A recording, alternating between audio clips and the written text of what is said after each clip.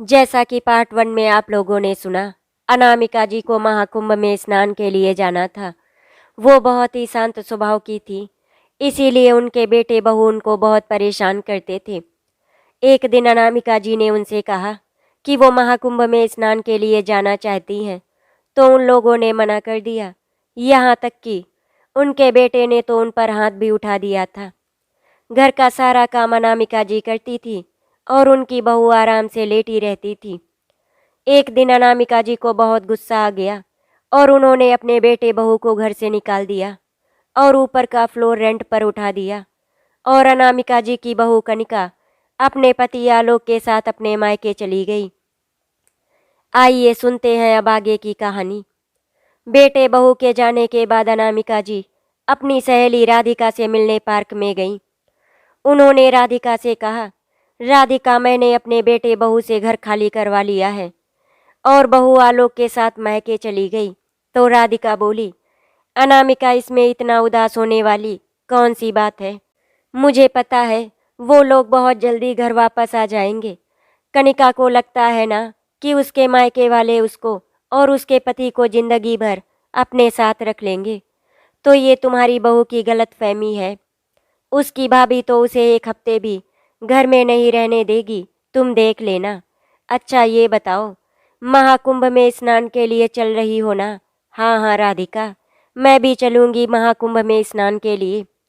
वो जो मैंने किराएदार रखे हैं ना, उन्होंने मुझे 2 महीने का एडवांस में किराया दे दिया है। दोनों पति पत्नी बहुत अच्छे हैं। अनामिका, यही तो गलती है तुम्हारी कि तुमको सब अच्छे ही दिखाई देते हैं। अब वो लोग कितने अच्छे हैं कितने नहीं, ये तो हमें जब वो लोग रहेंगे तब पता चलेगा। हाँ, सही कह रही हो राधिका, जब वो लोग रहेंगे तभी पता चलेगा कि वो अच्छे हैं भी या नहीं। अच्छा ये बताओ, हम लोग महाकुंभ में स्नान के लिए कैसे चलेंगे और कब चलना है? तो राधिका ने कहा, अनामिका, परेशान होने की ज़रूरत नहीं है। हम लोग अपनी गाड़ी से चलेंगे और आराम से महाकुंभ में स्नान करके अपने घर वापस आ जाएंगे। और अगर मन करेगा तो 1-2 दिन वहाँ पर रुककर घूम लेंगे, क्योंकि मेरे बेटे ने वहाँ पर रुकने का इंतजाम कर दिया है। अनामिका ने कहा, चलो ये तो बहुत अच्छी बात है, आने जाने में कोई दिक्कत भी नहीं होगी और रुकने की भी व्यवस्था हो गई। अभी ये बताओ चलना कब है? तो राधिका ने कहा, 28 तारीख को चलते हैं। चलो फिर ठीक है, 28 तारीख को चलने की तैयारी करते हैं हम लोग। थोड़ी देर अनामिका जी और राधिका जी पार्क में टहलती रहीं और फिर उसके बाद अनामिका जी अपने घर वापस आ गईं। अनामिका जी ने अपना रात का खाना बनाया और खाने के बाद आराम से सो गईं, क्योंकि अगले दिन सुबह किराएदार अपना सामान लेकर आने वाले थे। सुबह के 8 बज रहे थे और किराएदार अपना सामान लेकर आ गए थे। अनामिका जी भी चाय पीकर आराम से अपने हॉल में बैठी थी। किराएदारों ने अपना सामान शिफ्ट कर लिया। तभी राधिका अनामिका जी से मिलने आ गई, क्योंकि राधिका कुछ शॉपिंग करने के लिए जा रही थी, इसीलिए वो अनामिका को लेने आई थी। अनामिका जी राधिका के साथ शॉपिंग करने के लिए चली गई। अनामिका जी के पास बहुत ज़्यादा पैसे नहीं थे, इसीलिए उन्होंने सिर्फ एक साड़ी और स्वेटर खरीदा। दोनों की शॉपिंग खत्म हो गई और राधिका अनामिका जी को उनके घर छोड़कर अपने घर चली गई। कनिका अपने मायके में आराम से सोफे पर बैठी थी और आलोक छत पर टहल रहे थे। तभी उसकी भाभी आई और उन्होंने पूछा, कनिका, तुम कब तक के लिए आई हो? दरअसल हम लोग 10 तारीख को महाकुंभ में स्नान के लिए जा रहे हैं, इसीलिए पूछ रही हूँ कि तुम यहाँ पर कब तक रहोगी? कनिका ने बहुत ही रूखे लहजे में जवाब दिया, भाभी, आपको महाकुंभ में जाना है तो जाइए ना, इसमें मुझसे पूछने की क्या ज़रूरत है कि मैं यहाँ पर कब तक रहूँगी? अरे ये मेरा भी तो घर है, मैं यहाँ जब तक चाहूँ तब तक रह सकती हूँ। कनिका का अपनी भाभी से इस तरह बात करना कनिका की माँ को बिल्कुल भी अच्छा नहीं लगा था। उन्होंने कहा, कनिका, ये क्या तरीका है अपनी भाभी से बात करने का? वो तुमसे बड़ी है, थोड़ा तमीज़ से बात किया करो। उन्होंने तो तुमसे सिर्फ इतना ही तो पूछा कि तुम यहाँ पर कब तक रहोगी, तो उनका सीधा सा जवाब भी तो तुम दे सकती थी। अब कनिका को कुछ समझ में नहीं आ रहा था कि वो उन लोगों को क्या जवाब दे कि उसकी सासू माँ ने उन दोनों को घर से निकाल दिया है। मम्मी, कनिका को कुछ भी कहने से क्या ही फायदा। आप तो उसे बहुत अच्छी तरह से जानती हैं कि वो हमारे किसी भी सवाल का सही से जवाब कभी नहीं देती है। तो फिर आज कैसे दे देती? जाने दीजिए, जब तक रहेगी तब तक रहेगी। नहीं बहू, बात रहने या ना रहने की नहीं है, इसे तो अब सब कुछ समझना पड़ेगा कि बड़ों से कैसे बात करते हैं।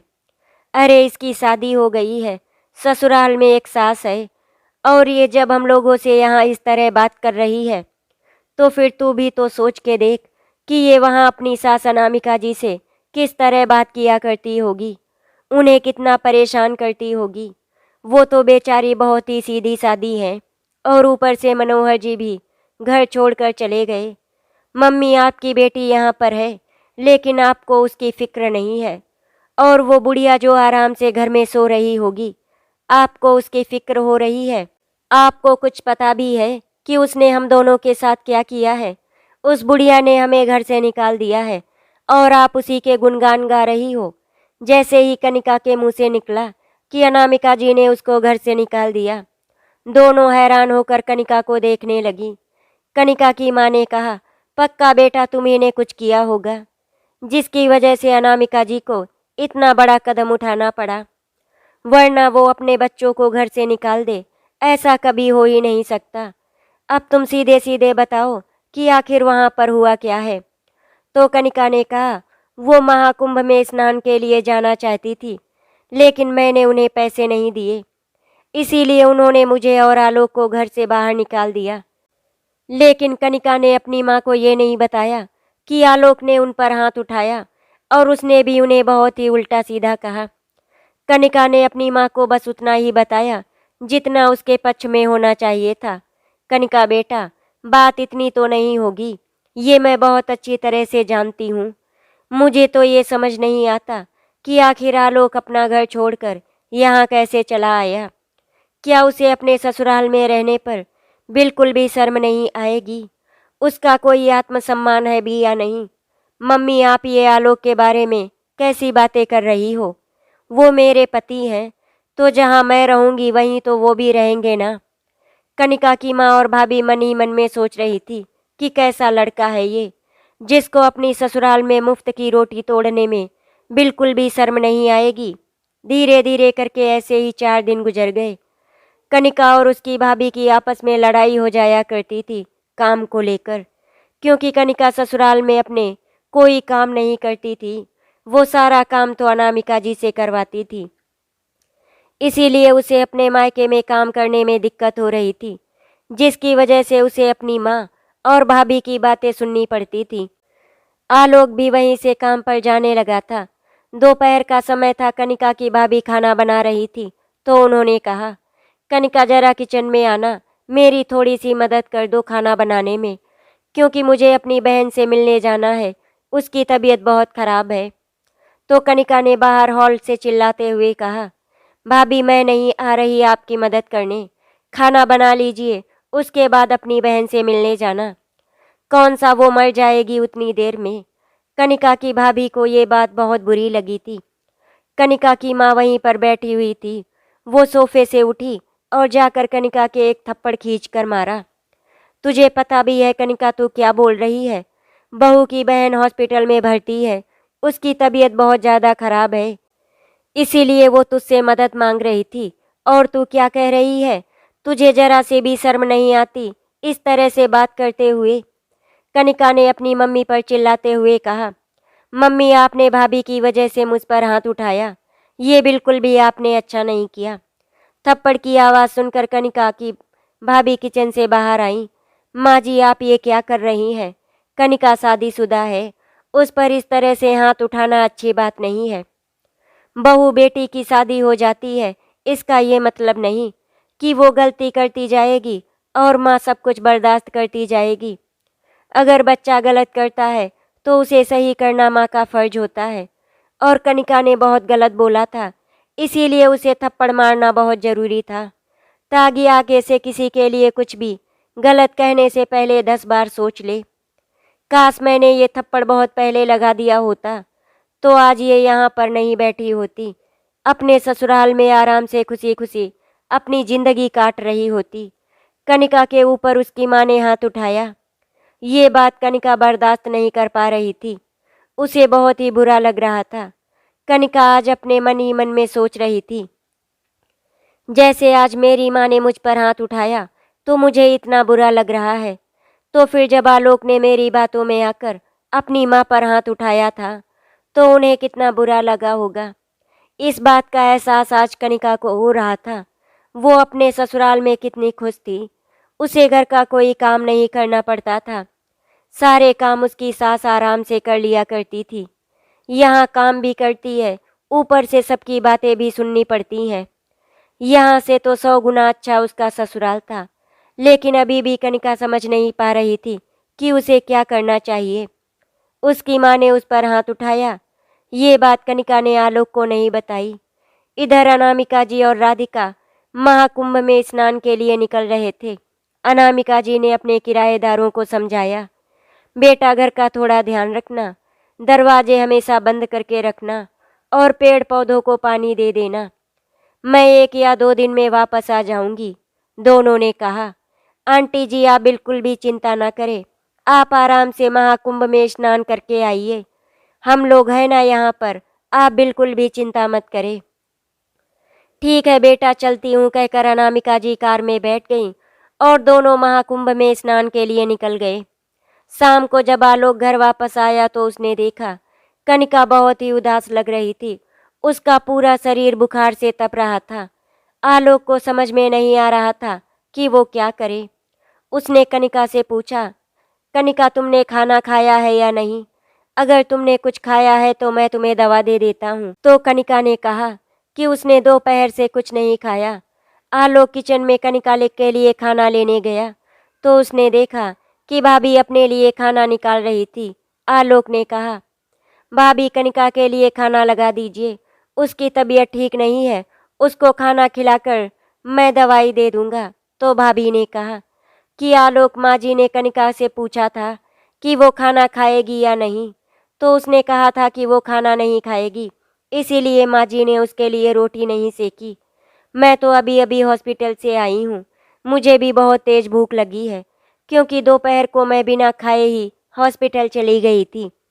एक काम करो, ये थोड़े से दाल चावल रखे हैं, यही ले जाकर कनिका को खिला दो और उसे दवाई दे दो। आज आलोक को याद आ रहा था कि कैसे उसने कनिका के लिए अपनी माँ की थाली से रोटी निकाल ली थी, लेकिन आज भाभी के सामने वो कुछ नहीं कह पाया, सिर्फ दाल चावल लेकर वहाँ से चला गया। कनिका को दाल चावल खिलाया और उसे दवाई दे दी। दवाई खाने के बाद कनिका को थोड़ा सा आराम मिल गया था, इसीलिए वो सो गई। लेकिन आज आलोक भूखा ही रह गया। भूखे पेट आलोक को नींद नहीं आ रही थी। वो अपनी माँ की बातें याद कर रहा था कि माँ कहा करती थी कि बेटा भूखा मत रहा कर, भूखे पेट नींद नहीं आती, तबीयत खराब हो जाती है।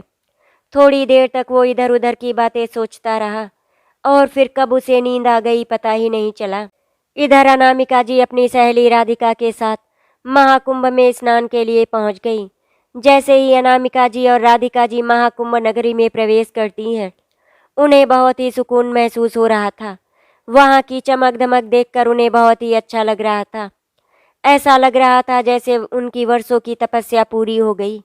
अनामिका जी के चेहरे पर एक अलग ही चमक दिखाई दे रही थी। सुबह सुबह महाकुंभ में स्नान करके दोनों फ्री हो गई थी।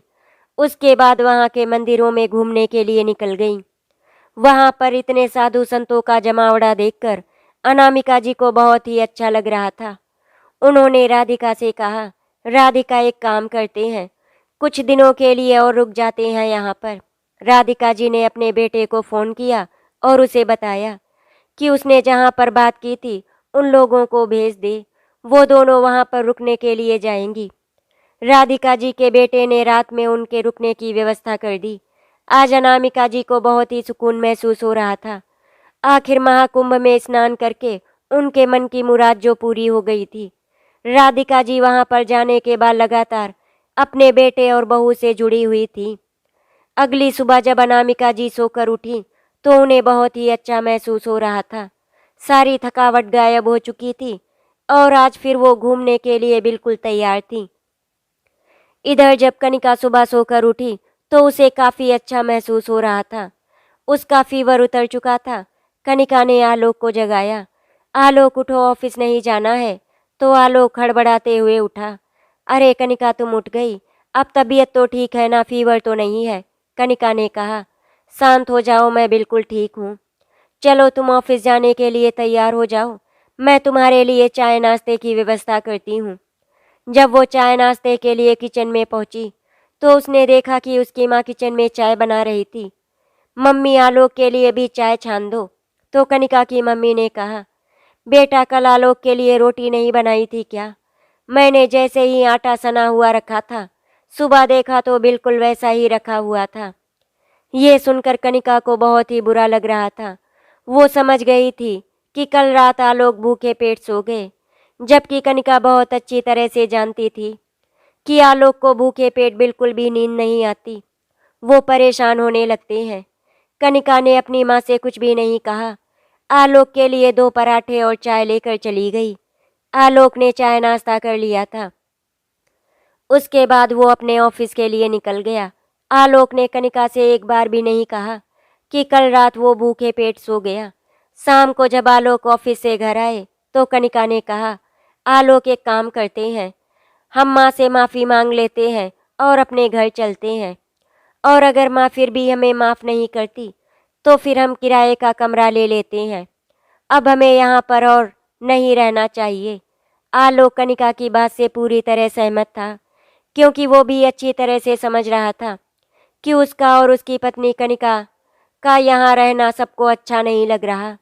इसीलिए वहाँ से जाना ही उनके लिए अच्छा है। कनिका, एक काम करते हैं, कल संडे है, मम्मी तो अभी महाकुंभ में स्नान के लिए गई हैं। हम राधिका आंटी को फ़ोन करते हैं और उनसे पता करते हैं कि वो लोग कहाँ पर हैं। वैसे तो खैर मुझे पता है कि राधिका आंटी हम पर बहुत गुस्सा करेंगी, लेकिन कोई बात नहीं। हमने गलत भी तो किया है ना मम्मी के साथ, और राधिका आंटी मम्मी से बहुत प्यार करती हैं, ये मैं बहुत अच्छी तरह से जानता हूँ। मैं राधिका आंटी से माफ़ी मांग लूँगा तो शायद वो मुझे माफ़ कर देंगी, और फिर हम लोग भी वहीं महाकुंभ में चलकर मम्मी से माफ़ी मांग लेंगे, तो मम्मी वहाँ पर हमें माफ़ कर देंगी। कनिका ने कहा, ठीक है आलोक, आपको जैसा सही लगे आप बिल्कुल वैसा ही कीजिए। आलोक बहुत अच्छी तरह से जानता था कि राधिका आंटी उसका फ़ोन नहीं उठाएंगी। इसीलिए आलोक ने पहले राधिका आंटी को मैसेज किया कि राधिका आंटी एक बार फ़ोन उठा लीजिए, कुछ बहुत ज़रूरी बात करनी है। राधिका ने जब आलोक का मैसेज पढ़ा तो पहले तो उसे बहुत गुस्सा आया था, इसीलिए उसने सोचा था कि वो फ़ोन नहीं उठाएगी। लेकिन फिर उसने सोचा कि चलो कोई बात नहीं, फ़ोन उठा लेते हैं, क्या पता कोई ज़रूरी बात हो। लगभग 10 मिनट के बाद आलोक ने फ़ोन किया तो राधिका जी ने फ़ोन उठा लिया। राधिका जी ने गुस्से में कहा, कहो क्या बात करनी है? आंटी, हो सके तो मुझे माफ़ कर दीजिए। मैंने अपनी मम्मी के साथ बहुत गलत व्यवहार किया। हमें अपनी गलती का एहसास बहुत अच्छी तरह से हो गया है। हम दोनों मम्मी से माफ़ी मांगना चाहते हैं। इसीलिए हम लोग भी कल महाकुंभ में स्नान करने के लिए आ रहे हैं। हो सकता है महाकुंभ में स्नान करने के बाद मेरे पाप कुछ कम हो जाएं। राधिका जी ने कहा, सच में माफ़ी मांगना चाहते हो या फिर नाटक कर रहे हो घर वापस आने के लिए? तुम्हारी कनिका मैडम तो बहुत उतावली होकर अपने मायके गई थी ना, तो फिर अब वहाँ पर ऐसा क्या हो गया कि तुम दोनों को अपनी गलतियों पर पछतावा हो रहा है? मुझे तुम दोनों की बातों पर बिल्कुल भी भरोसा नहीं है, क्योंकि मैं तुम दोनों को बहुत अच्छी तरह से जानती हूँ। तुम लोगों ने मेरी अनामिका को कितना परेशान किया है, ये बात मैं कभी भूल नहीं सकती। आंटी, मैं कोई नाटक नहीं कर रहा हूँ, मुझे अपनी गलती का पछतावा है। प्लीज़ मुझे एक मौका दे दीजिए, मैं अपनी गलती सुधार कर रहूँगा। दोबारा कभी आपको कोई शिकायत का मौका नहीं मिलेगा। ठीक है आलोक, मैं तुम दोनों की ये आखिरी गलती समझकर माफ़ कर दे रही हूँ। अगर इसके बाद तुमने कभी कोई गलती की तो मुझसे बुरा फिर कोई नहीं होगा। याद रखना मेरी बात को। अनामिका तुम्हें दोबारा माफ़ कर सकती है क्योंकि वो तुम्हारी माँ है, लेकिन मैं तुम्हें कभी माफ़ नहीं करूँगी अगर इस बार अनामिका का दिल दुखाया। ये बताओ तुम लोग कब आ रहे हो? तो आलोक ने बताया कि वो कल सुबह निकलेगा। ठीक है, कल मिलते हैं कहकर राधिका जी ने फ़ोन काट दिया। और फिर अगले दिन सुबह उठकर दोनों महाकुंभ में स्नान के लिए निकल गए। कनिका मन ही मन में सोच रही थी कि वो अपनी सासू माँ से किस किस बात के लिए माफ़ी मांगेगी, लेकिन अब गलती की है तो माफ़ी तो हर बात के लिए मांगनी ही पड़ेगी। राधिका जी ने अनामिका जी को आलोक और कनिका के बारे में अभी तक कुछ नहीं बताया था। राधिका जी और अनामिका जी वहाँ के कई मंदिरों में गईं। उसके बाद फिर शाम को 5 बजे एक रेस्टोरेंट में नाश्ता करने के लिए बैठ गईं। दोनों ने चाय पिया और अपना नाश्ता खत्म किया। उसके बाद अनामिका जी ने कहा, राधिका चलो अब हम लोग आराम करने के लिए अपने घर चलते हैं जहाँ पर हम लोग रुके हैं। तो राधिका ने कहा अभी वहाँ पर वापस जाने की बात को टाल दिया। कहने लगी अभी थोड़ी देर बैठो, आराम करते हैं फिर निकलते हैं। क्योंकि राधिका जी के पास आलोक का मैसेज आ गया था कि वो 10 मिनट में वहाँ पर पहुँचने वाला है। ठीक 10 मिनट के बाद आलोक और कनिका वहीं पर रेस्टोरेंट के बाहर खड़े थे। राधिका जी ने कहा चलो अनामिका चलते हैं। जैसे ही दोनों बाहर निकले तो अनामिका जी ने देखा कि आलोक और कनिका खड़े थे वहाँ पर। अनामिका जी ने दोनों को इग्नोर करने की कोशिश की और वहाँ से जाने लगी। तभी आलोक और कनिका दोनों अनामिका जी के पैरों में गिर पड़े और उनसे माफ़ी मांगने लगे। माँ हो सके तो हमें माफ़ कर दीजिए, मैंने आपको बहुत परेशान किया है, दोबारा ऐसी गलती कभी नहीं करेंगे। अनामिका जी ने दोनों को अपने पैरों से उठाया और फिर खुद से दूर किया और वहाँ से जाने लगी। तो राधिका जी ने उन्हें रोकते हुए कहा, अनामिका, दोनों को अपनी गलती का एहसास हो गया है, इसीलिए इन्हें इस बार माफ़ कर दो। और जैसा कि मैंने तुमसे हमेशा से कहा था कि गलती इसमें तुम्हारी भी थी, तुमने इनके अत्याचार सहे और इन लोगों ने तुम पर अत्याचार किए, तो देखा जाए तो गलती तुम सभी की थी। इतनी पावन नगरी पर ये लोग तुमसे माफ़ी मांगने के लिए आए हैं, तो इस बार इन्हें माफ़ कर दो। और उनकी किस्मत तो देखो, ये लोग तुम्हारे महाकुंभ में स्नान के लिए कोई व्यवस्था नहीं कर रहे थे और किस्मत इनको खुद यहाँ पर खींच कर ले आई। कहते हैं अनामिका, जिसकी किस्मत में जो लिखा होता है वो तो उसे मिलकर ही रहता है, और इन लोगों का आना इनकी किस्मत में लिखा हुआ था, तो ये लोग भी यहाँ पर आ गए और जरिया बनी तुम। अनामिका, इसीलिए इन दोनों को माफ़ कर दो। राधिका की बात सुनने के बाद अनामिका जी ने अपने दोनों बच्चों को माफ़ कर दिया। चारों थोड़ी देर तक वहीं महाकुंभ मेले में घूमते रहे और फिर उसके बाद वहाँ पर पहुँच गईं जहाँ पर रुकी थी। राधिका जी मन ही मन में सोच रही थी, चलो अच्छा हुआ इनकी अकल ठिकाने पर आ गई। अगर अनामिका ने इनको घर से ना निकाला होता तो इन्हें अपनी गलतियों का पछतावा नहीं होता। खैर, जो भी होता है अच्छे के लिए होता है। अगले दिन चारों महाकुंभ में एक साथ स्नान करने के लिए गए। अनामिका जी को अपने बेटे बहू का साथ पाकर बहुत ही अच्छा लग रहा था। अनामिका जी मन ही मन में सोच रही थी, काश मनोहर जी भी होते तो कितना अच्छा होता, क्योंकि वो भी तो यही चाहते थे कि एक बार महाकुंभ में स्नान कर ले। पता नहीं क्यों अनामिका जी को आज मनोहर जी की बहुत याद आ रही थी। रह रहकर उनकी आंखों में आंसू आ रहे थे। राधिका जी ने पूछा, अनामिका क्या हुआ, सब ठीक तो है ना? आज तुम्हारी आंखों में बार बार आंसू क्यों आ जा रहे हैं? राधिका, पता नहीं क्यों आज मुझे मनोहर जी की बहुत याद आ रही है, क्योंकि मनोहर जी का सपना था कि एक दिन हम दोनों महाकुंभ के पर्व पर स्नान करेंगे। मैं तो महाकुंभ में स्नान करने के लिए आ गई, लेकिन वो पता नहीं कहाँ होंगे, कैसे होंगे, कुछ नहीं पता मुझे। अनामिका, तो बिल्कुल भी चिंता मत कर, बस गंगा मैया से ये प्रार्थना कर कि वो जहाँ भी हो सुरक्षित हो। आलोक ने कहा, मम्मी चलो ना, आज हम लोग लेटे हुए हनुमान जी के दर्शन के लिए चलते हैं। उसके बाद थोड़ा बहुत घूमेंगे, फिर अपने घर वापस चलेंगे। वो दोनों हनुमान जी के दर्शन करने के लिए तैयार हो गए और फिर वो लोग मंदिर में पहुंच गए। हनुमान जी के दर्शन करने के बाद फिर पास ही में एक और मंदिर था, वो लोग वहां पर दर्शन करने के लिए गए। सभी मंदिर की परिक्रमा कर रहे थे, तभी कनिका ने देखा। तभी कनिका को ऐसा लगा कि उसके ससुर जी मंदिर के कोने में बैठे हुए थे। वो परिक्रमा को अधूरा छोड़कर जाना नहीं चाहती थी, इसीलिए उसने जल्दी से अपनी परिक्रमा पूरी की और फिर मंदिर के उस कोने में चली गई जहाँ पर उसके ससुर जी बैठे हुए थे। उसने जब उन्हें गौर से देखा तो वो समझ गई कि ये उसके ससुर जी हैं। उसके तो पैरों तले से ज़मीन ही खिसक गई थी। उसे यकीन ही नहीं हो रहा था कि सच में उसके ससुर जी उसके सामने बैठे हैं। कनिका जोर जोर से माजी माजी करके चिल्लाने लगी थी। तभी अनामिका जी ने सोचा कि ऐसा क्या हो गया जो बहू इस तरह से चिल्ला रही है। अनामिका जी के पीछे पीछे राधिका जी और आलोक भी आ गए। आलोक ने कनिका को डांटते हुए कहा, क्या हुआ कनिका, इस तरह से क्यों चिल्ला रही थी? ये मंदिर है, यहाँ पर सभी लोग शांति से रहते हैं और तुम इस तरह से चिल्ला रही हो। तभी कनिका ने अपने ससुर जी की तरफ इशारा करते हुए कहा, मम्मी जी ये देखो पापा जी। अनामिका जी ने जैसे ही मनोहर जी को देखा वो फूट फूट कर रोने लगी। राधिका देखो मेरे मनोहर मिल गए, देखो ना मेरे मनोहर मिल गए। अनामिका जी ने जाकर मनोहर को गले से लगा लिया और आलोक भी पापा पापा करके फूट फूट कर रोने लगा और राधिका की खुशियों का तो कोई ठिकाना ही नहीं था।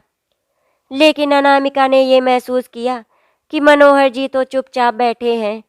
अनामिका को देखने के बाद भी उन्होंने कुछ भी नहीं कहा, तो ये बात अनामिका जी को बहुत ही अजीब लगी।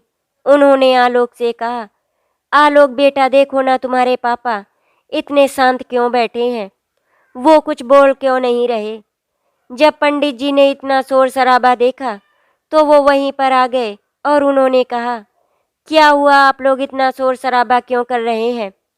अनामिका जी ने कहा, ये मेरे पति मनोहर हैं, ये कुछ बोल क्यों नहीं रहे हैं, ये हम लोगों को पहचान क्यों नहीं रहे। तो पंडित जी ने बताया कि जब ये उनको मिले थे तो उनका एक्सीडेंट हुआ था और वो उनको हॉस्पिटल लेकर गए। सर पर चोट बहुत ज़्यादा लग गई थी, इसीलिए डॉक्टर ने बताया कि उनकी याददाश्त पूरी तरह से जा चुकी है, उनको अपना कुछ भी याद नहीं है, इसीलिए ये चुपचाप बैठे हैं क्योंकि इन्होंने आप लोगों को पहचाना ही नहीं है। ये सुनकर अनामिका जी वहीं जमीन पर धम्म से बैठ गईं। तभी आलोक ने पूछा, पंडित जी आपको पापा कहाँ मिले थे, उनका एक्सीडेंट कहाँ हुआ था? तो उन्होंने बताया यहीं प्रयागराज में।